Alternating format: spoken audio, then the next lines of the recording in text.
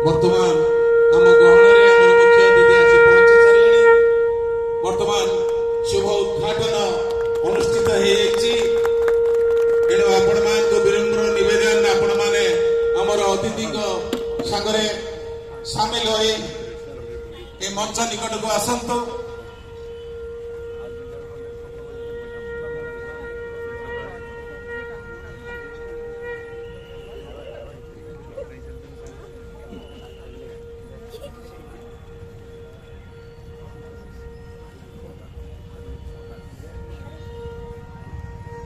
वर्तमान मु अनुरोध करी आमर अतिथि को एवं इंजीनियर अभय कुमार शतपथी महोदय अभय कुमार दास उपसभापति डॉक्टर सनातन प्रधान महोदय एवं आमर कार्यकारी सभापति श्रीजुक्त राधाकांत मिश्र महोदय मंचासीन हेबे। प्रथमे जगत श्री गणेश निकटरे प्रदीप प्रज्वलन करिवे। आनुष्ठानिक भावे आज 30तम पुस्तक मेला उद्घाटन होउछि। श्रीजुक्त डॉक्टर अमीय कुमार रथंक कर कमल आज आनुष्ठानिक भावे 30तम पुस्तक मेला उद्घाटन कार्यक्रम अनुष्ठित होउछि। तांको संगरे अछन्ते आमर उपदेष्टा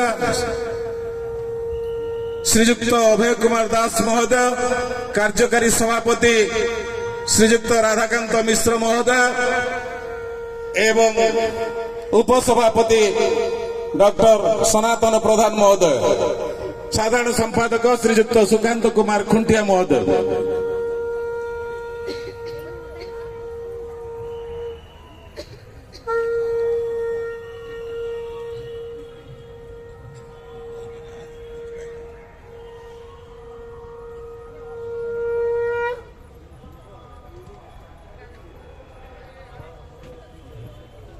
वर्तमान मु अनुरोध करी डॉक्टर अमीय कुमार रथ महोदय को नड़िया फटे आनुष्ठानिक भावे आज कार्यक्रम को उद्घाटन करेंगे।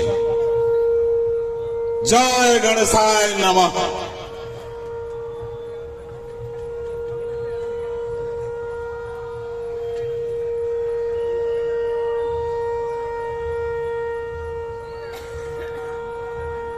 श्री गणेश चरणाबिंदरे भक्तिपूत पुष्पांजलि अर्पण कर अतिथि मुख्य अतिथि एवं आम अनुष्ठान कर्मकर्ता वृंद। वर्तमान मु अनुरोध करी आमर साधारण संपादक एवं कार्यकारी सभापति आमर अतिथि एवं आमर उपदेष्टा तथा उपसभापति श्रीजुक्त डॉक्टर सनातन प्रधान महोदय को मंचासीन करने अनुरोध करेंगे एवं मंच को पाछटी आनिबे।